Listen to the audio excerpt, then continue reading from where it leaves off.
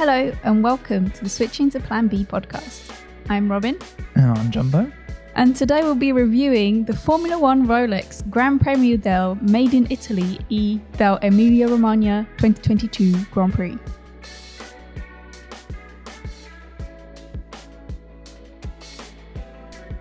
Tires are okay for Plan B. That's very impressive. You think so? I wouldn't have got that in one take. I mean, it's been sold, 3 times this Grand Prix? I know, it's crazy. So we've got name. ROLEX, they're made in Italy. Is that 2? Made in Italy. It's only twice, isn't it? Anyway, that's irrelevant, but it's a crazy title for this Grand Prix, It is a crazy title, so we thought we'd say it all. So this is a sprint weekend. Yeah, we totally forgot, didn't we? Yeah. Totally forgot that it was spring weekend. And so we had qualifying on Friday. We did. But I was at work, so missed most of it. So I thought you can start us off by giving a bit of a review of what happened. Okay, I'll do my best. So it was very wet. Well, changeable conditions, everyone. So half dry, half wet. Resulted in 5 red flags over the course of the 3 sessions. Starting off with Alex Albon having a brake issue. Very similar to Nicholas Latifi's one he had in testing in Bahrain, where it sort of blew up the tyre. So he didn't set a lap, so he was dead last. And going out in Q1 as well was Ocon, who I think had a gearbox problem. Latifi, who probably just a little bit slow. And both AlphaTauris, which was quite interesting. Both of them out in Q1. Yeah. Q2 saw Carlos Sainz spin. Our fave spun out. I know. Which was a bit of a shame. And it was sort of in this crossover period. No, it wasn't. It was still a little bit dry. But anyway, he just sort of missed it a little bit, put it in the wall. And that was his qualifying over. But luckily, he was just inside the top 10 before that happened, because then it started raining. So no one else went quicker, which resulted in both Mercedes going out, which was a bit of a shock. Mick Schumacher, Guan Yu Zhou and Lance Stroll. So that was the next 5 that went out. And then in Q3, obviously no Sainz because he's already crashed out at that point. But we had Verstappen put it on pole, Leclerc P2 and Norris P3, which was a big surprise, I thought. Yeah. He's always quite good in changeable conditions, so maybe not that big of a surprise. But even bigger surprise, I thought, was the P4 for Kevin Magnussen, which was the highest qualifying position for a Haas driver ever. Yeah, the Haas has looked so much better this year, though. Yeah, imagine us recording this last year. We'd have been like, yeah, no way they qualifying P4.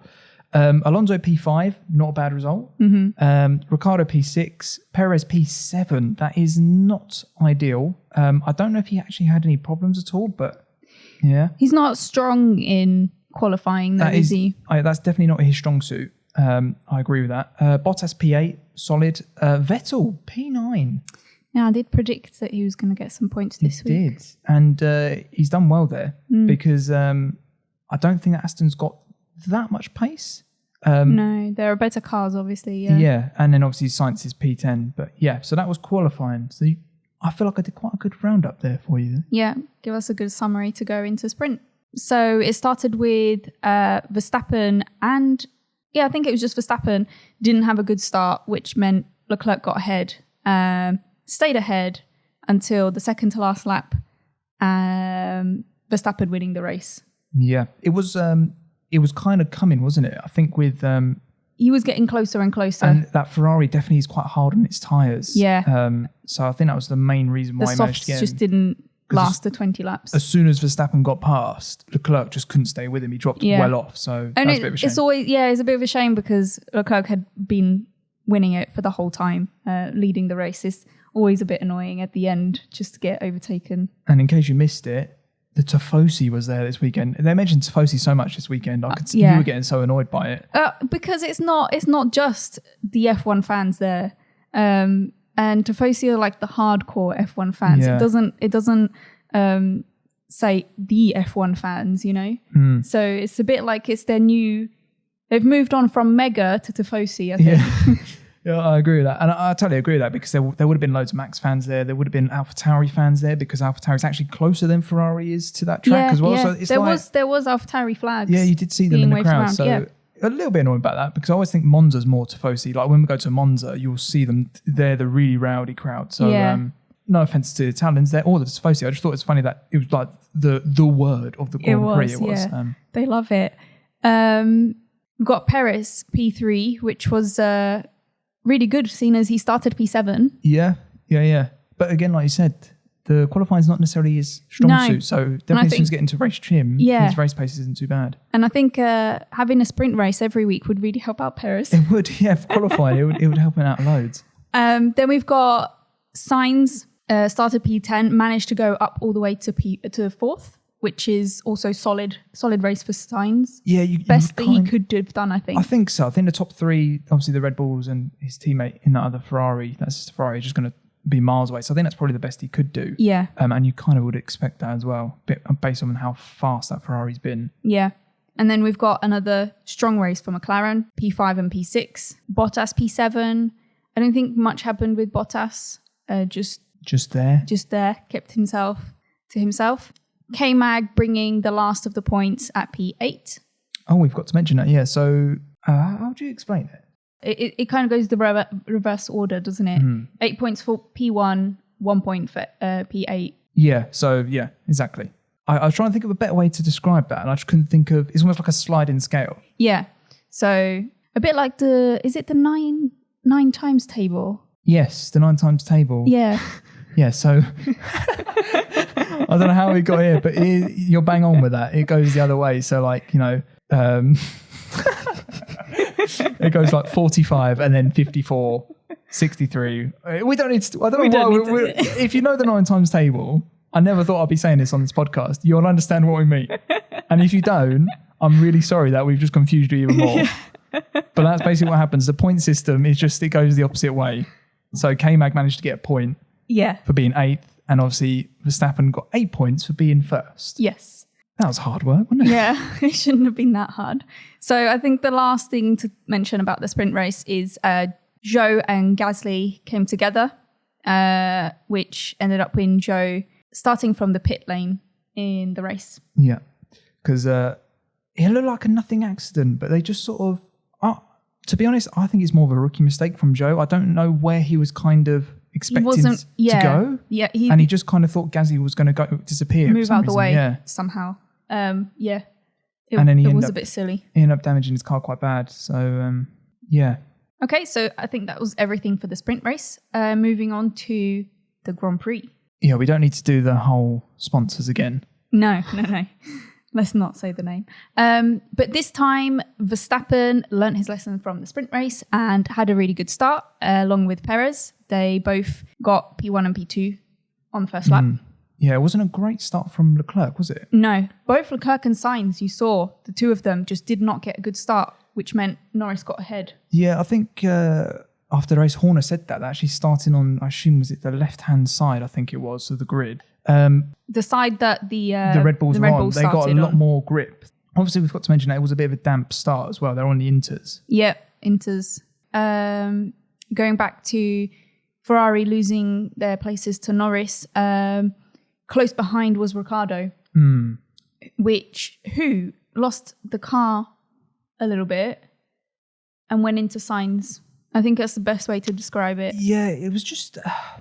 he was talking about it afterwards, Ricciardo, and I think it's just one of those ones where for me, it's more Ricciardo's mistake. He kind of hits the white line and slides, almost aquaplanes, and is kind of out of control and sort of hits the back of Sainz's car, spins him around, and then... And I mean, Bottas also hits the back of Ricciardo, which I think makes it worse. For Ricciardo, making that mistake, like Bottas wasn't expecting it, or... I don't know. I feel like it looks like it then... Ricciardo then pushes into Sainz more. Yeah. Because of that. So... And with it being gravel, Sainz is beached for the third time in 2 races, unfortunately. Yeah. Luckily for Ricciardo, he managed to get out, but it wasn't a very good race for him altogether. No. I think he finished in like P18. You've got to feel sorry for Sainz though. Yeah. We're big fans of him here, but I just like, everyone's going, signed a new 2-year contract and all that, a lot of buzz around it. And then, I don't know, just that spinning qualifying as well on top of this. And it's just like, I just feel like... He did prove himself in the sprint race though. I think he's really good. I think a lot of people were making it out like they're saying he needs to prove himself a little bit on Sky. And I was thinking, does he? He beat Leclerc last year, yeah. and he's beaten Lando the 2 seasons at McLaren. They're making it out as if this is his first year at Ferrari. He was there last year, and he did a solid result. So I think, you know, the car still, he felt like the car wasn't as good as he would want it to be at the beginning. So he's had a bit of a slower start than Leclerc, but I'm sure soon, once he gets like the ground running, he'll be up there with him. I totally think so, and I think that is a long season to go. Yeah. And I just think that's another thing that I think that the media are kind of forgetting. They keep going, we've got 19 races to go. Yeah, and they're going, this whole year, this person has done great. And you're like, it's been 4 races, guys. So then Mick, I'm not really sure what happened. No, do you know what? I was thinking that when you're about to say that, because it was almost like he spun by himself. At the same time that Ricciardo and Sainz had their moment on turn, I was going to say turn 1, it's kind of like turn 2, the chicane at turn 1. Mick kind of spun by himself, and I think he did touch Alonso, which is what led to that huge hole developing in the side of his car. Like that was massive. And unfortunately for Alonso and me, if we can get personal about this, he was in my fantasy team, and it's another DNF. Yeah, but I'm just having a terrible time with this at the moment. You had both Sainz, and Alonso. By the end of what was it, lap 4 or something, they were both out, and I was like, fantastic. Yeah. Fantasy team. And obviously that's not the biggest concern. I just feel a bit sorry for both Spanish drivers there. Like they're kind of sitting ducks. Yeah. It's just unlucky. They're a lot better than the results they're getting recently. So then we move on to, it wasn't a lot of overtaking, a lot of exciting races, but there was a little bit of a fight between, I want to say K-Mag and Russell. Yeah. And later Bottas looked like he was getting in as well. Yeah. And then at the end, closer to the end of the race, Bottas chasing Russell was also quite interesting. Yeah, that was. They'll make it out very personal. And I feel like... as if the two of them have some kind of rivalry because of the crash last year. I do understand it to a certain extent. And maybe there is a little bit Bottas might want to have got one up on them. But I also feel like it was Bottas' decision to kind of leave as well. Like he left before they kind of kicked him out, if you see it that way. But he looks much better in an Alfa Romeo. And I think we're starting to realise how good Bottas was, and in fact, how good Lewis Hamilton is to make Bottas look like a wingman. Because in that Alfa Romeo, he looks rapid. Yeah. He looks really quick. Yeah, Bottas is a good driver. And we knew that when he was at his Williams, when he was driving for Williams back in the day. So yeah, it's just that when you're under the shade of Lewis Hamilton, it doesn't really get noticed. Tsunoda and Vettel are the next big points. And the reason they're big points is because... we're a bit smug here. We predicted that Vettel was going to be for points, which Aston Martin have been terrible. They've been really bad. I said last week I would be amazed. I know. And I am amazed. And it's not just points. It was like P8 or something, wasn't it? Because Tsunoda was P7 and I said top 6, and he was there, which we'll get onto what happened, but he was there and then he just didn't get it. He just didn't get it. But so it was quite good predictions. It was. I was very impressed with ourselves there. if you can say that.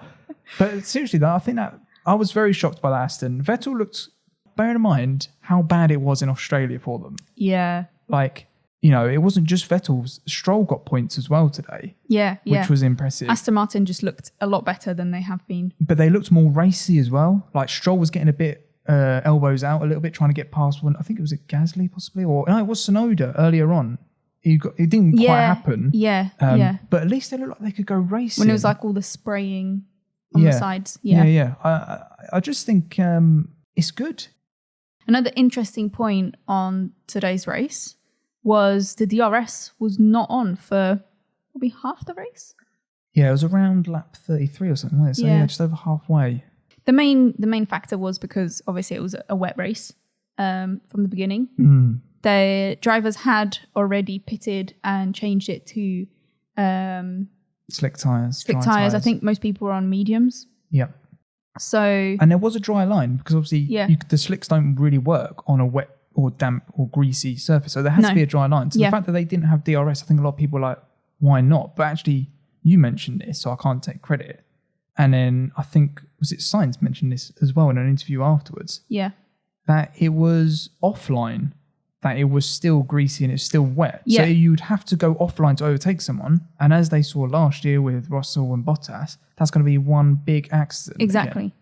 The reason I mentioned it was because we saw Stroll putting his elbows out, as you said, and he was trying to get around on a not dry line, and you saw all the spray. Yeah. And I thought, oh, there's still a lot of water and, on that track. And so it makes sense. That control of the car, because you could see the car getting a bit out of shape as well. So I guess what they wanted was, because you know when you have to overtake with a DRS, you have to move around the car. So they'll probably didn't want you to try and overtake because that line wasn't there. But it gets even worse than that because you're reducing the drag, so you've got even less downforce, so you've got even less grip. Yeah. So even if it is really slippy, it could have ended up in a massive accident again. So I think the other thing that they mentioned in commentary is that a lot of people don't want DRS, and I think, was this maybe a little bit of a test? I don't think it was. They're much more on the safety side of stuff. Yeah, I think it's more safety. But it was an interesting pilot if you think of it that way. But it didn't work. And the other thing I just want to, before I go into this next section, I just want to say that they seem very quick sometimes to put our red flag in qualifying. And then sometimes they're really slow to do a safety car in a race.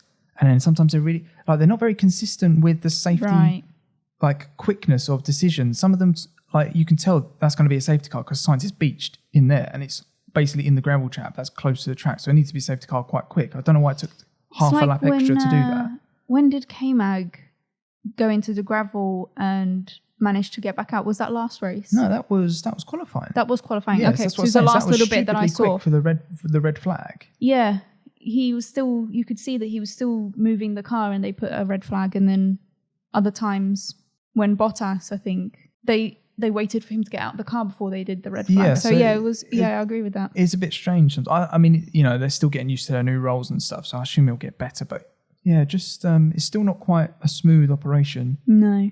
But going back to the DRS, once the DRS did open, it didn't matter either because the DRS train was in full flow, let's say.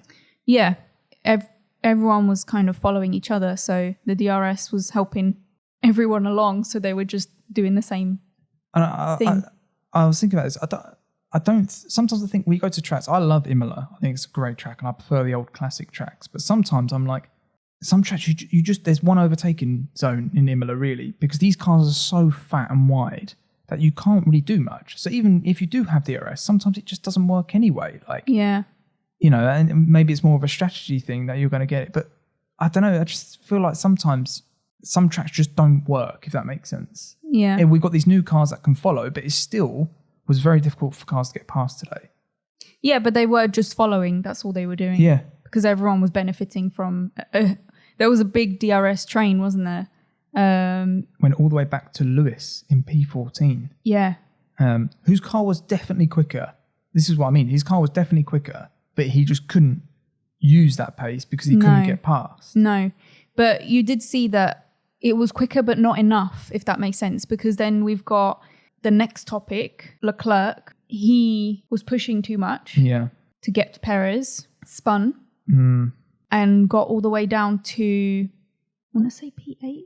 P8 or 9, wasn't it? P8 or 9. He managed to still make up spaces. So he still managed to use that DRS to his advantage because his car was a lot quicker than the ones that he was overtaking. Yeah, but I don't know if I think that was just before the DRS train. Does that make sense? Because I wonder if he was in the DRS train, if he would have done it. Probably because that Ferrari is so much quicker than everything else. I think so. Yeah.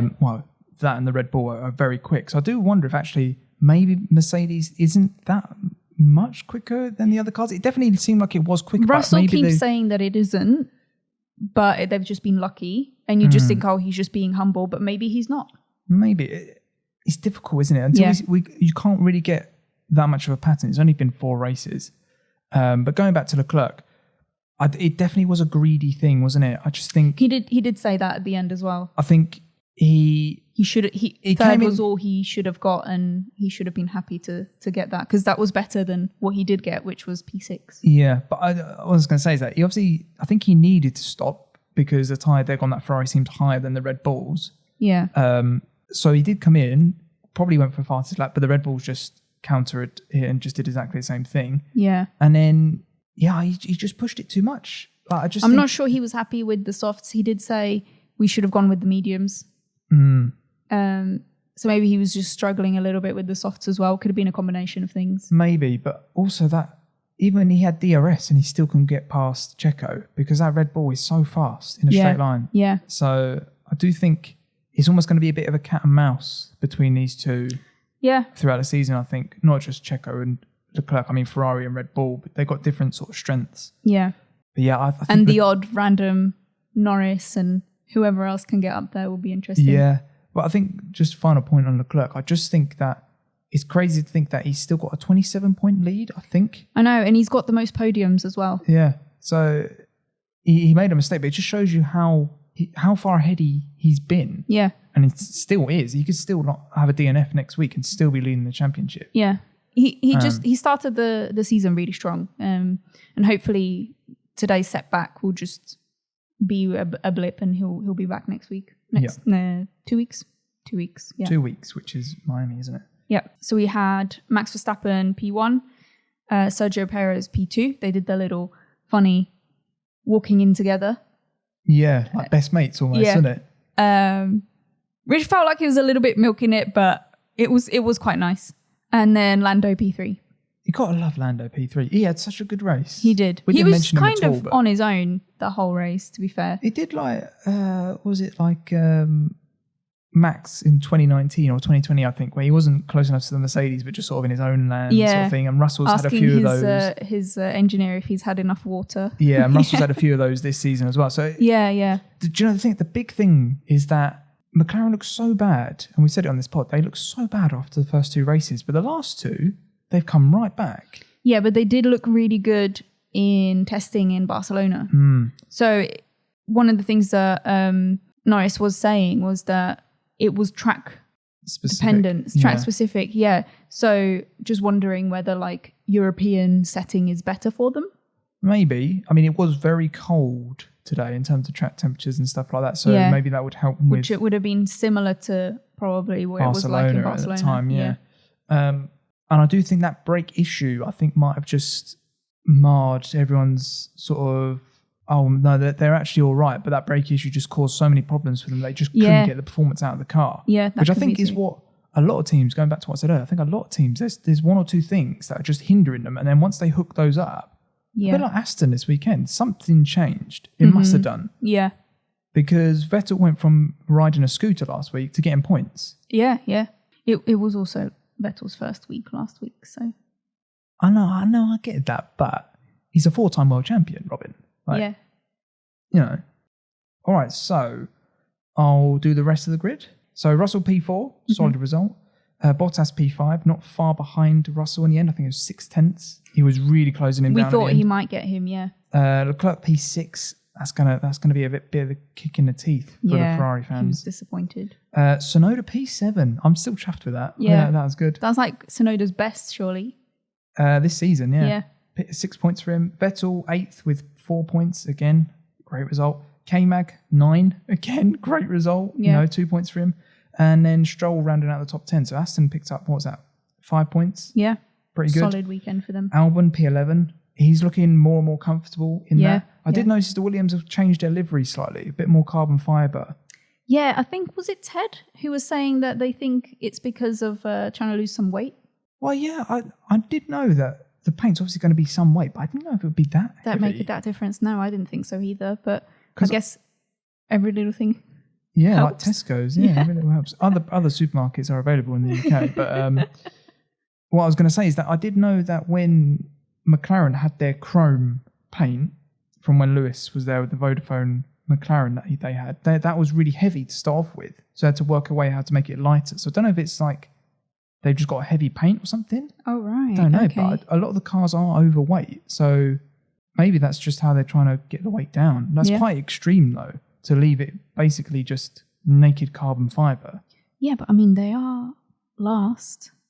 You need to do something. Yeah, I mean, Albon's definitely getting the most out of that car. He is, yeah. Gasly P12. Tough weekend for Gasly. He didn't look on it at all, really. I have him in my F1 fantasy, yeah. Well, it can't be as bad as mine, to be honest. No. Hamilton 13th in the end. I think that's the worst result Hamilton's had for a long time. Yeah. He will definitely come back. It made me laugh as well. They're talking about, Max lapping Lewis and stuff and all that. I was thinking, I don't think either driver cares at this point. It's not like they're battling for a title. No, they're not battling, and I think they need to let it go. Let that was last year's rivalry. That's not this year's rivalry. Yeah, it's not relatable. No, I feel like that was the media just doing their usual stirring the pot. Yeah. Ocon again. He had a tough weekend. Bear in mind how good he was in the first 3 races. To finish 14th this weekend, that's going to be a bit of a shame for him. Zhou 15th. Again, I just feel like Bottas is really sort of handing it to him now. And Zhou kind of looks not out his depth, I wouldn't say, but he doesn't look on the pace. No. I mean, he did start on the pit lane, so it would have been a tough weekend to try and get something. But yeah, he's a bit like 2 steps behind Bottas, I think. And obviously he's a rookie, so you give him a little bit of leeway. Yeah. If we come towards the middle of the season and he's still there and he's still not really proved himself enough, I think some people might be like, is he worth that seat? I don't know. Yeah. Bear in mind, as we've said multiple times, some of the drivers that are on the sidelines this year, can you really afford to be leaving them on the sidelines? Yeah, like Man2. Man2, yeah. Nick de Vries. I still can't believe that. That's out of order. F2 champion and a Formula E champion. Netflix sees him as a Man2. Man2, yeah. Latifi P16. Not a terrible weekend, but bearing in mind that Schumacher had a spin and finished 17th, and Ricciardo had a shocking race, taking out Sainz, well, I say taking out, but collision with Sainz, and it was basically just driving around, just collecting data in P18. Latifi really was the last of the normal runners, I would say. Right, really. yeah. Yeah, bless him, he is normally last. Bear in mind, Albon was 11th. I just feel like, I don't know. Latifi needs to do a bit more, I think. Yeah, it sounds stupid, but I feel like he was closer to Russell than he was to Albon. Would you agree with that? Yeah, but I don't... Yeah. It's a tough one because the cars have changed as well. Yeah, that's what I was thinking. I don't know how... Yeah. But the fact that Latifi's been there, this is the 3rd season, Albon's coming in. Yes, I know Albon's had more experience. He's been with the top team. He's a Red Bull driver. But still, to come into a team and be doing that much better than Latifi is quite a... Yeah. Quite a thing. And then obviously... the 2 Spanish drivers in Alonso and Sainz did not finish. And that is the end of the wrap-up. Mm-hmm. So that's everything for today. We'll do our race predictions next week. Yes, for the Miami GP. I don't know if that's got a funny name as well, do you? We'll read it out next week. We'll read it out, yeah. I hope that they've sold it loads. The Rolex Grand Prix made in the USA. Welcome to Miami. Welcome to Miami. Yeah, it was something like that. Getting jiggy with it. Miami Vice. Go USA. GP. Oh, no, you're going a bit ridiculous. Oh, the going GP. Just go USA. Just too far. Okay. Everything else, though. No, I think it's just called the Miami Grand Prix. A lot of hype around it, though. A lot of hype around it. Yeah. It is another street circuit, though, so... Yeah. We'll see. We'll have to see. But yeah, as you said, we'll do predictions for that next week. Mm-hmm. As always, you can listen to us wherever you listen to podcasts. We're on all of them, I think, pretty much. And if you can't find us, we have a website that you can see all the links. And also, check out Instagram. We're now on Instagram as switching to Plan B. So check that out. Also, you can leave your questions there. Yeah. And we will see you next week. Take care, everyone. See ya. Tires are okay for Plan B.